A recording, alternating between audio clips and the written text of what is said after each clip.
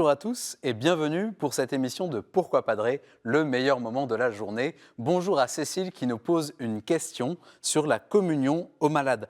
Quelles sont les démarches à faire pour pouvoir porter la communion à ceux qui ne peuvent pas assister à la messe et quel est le sens de cette démarche? Alors Cécile, la communion est apportée à ceux qui sont empêchés de se rendre à l'Eucharistie, mais c'est vrai depuis les commencements de l'Église. Peut-être connaissez-vous l'histoire de Tarsissus? On est à l'époque de la Rome antique, dans les premiers siècles.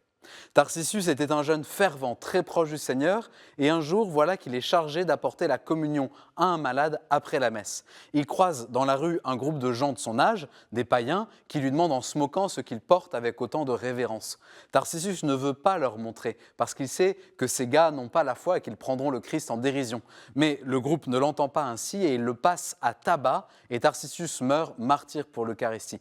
Voilà une belle histoire de sainteté, elle nous montre l'importance et la dignité de porter la communion aux malades. Alors réfléchissons un peu, pourquoi on apporte l'Eucharistie aux malades et aux personnes âgées qui ne peuvent plus se déplacer? Nous le faisons parce que nous croyons que l'Eucharistie est vitale pour la vie spirituelle. Celui qui fait la grève de la faim, il finit par mourir.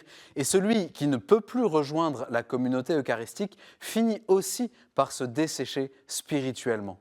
C'est le sens des paroles de Jésus dans le discours du pain de vie, Jean chapitre 6. Amen, amen, je vous le dis, si vous ne mangez pas la chair du Fils de l'homme, si vous ne buvez pas son sang, vous n'avez pas la vie en vous.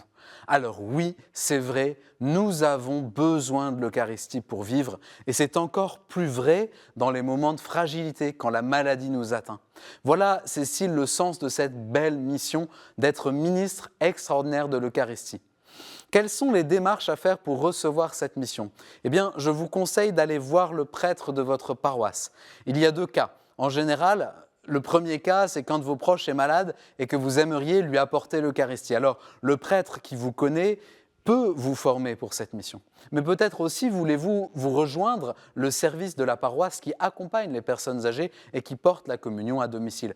Dans ma paroisse, plusieurs personnes sont formées pour cela et elles visitent chaque semaine les personnes les plus fragiles de la communauté. Alors si vous vous sentez appelé par cette belle mission, là encore, vous allez en parler à votre curé, vous recevrez la formation adéquate. Merci Cécile. Aimons l'Eucharistie, vivons-en davantage. Merci pour cette question. Envoyez-nous toutes vos questions par email à cette adresse pourquoipadrer@ktotv.com ou bien sur les réseaux sociaux. Et puis retrouvez cette vidéo et toutes nos vidéos sur ktotv.com. À bientôt!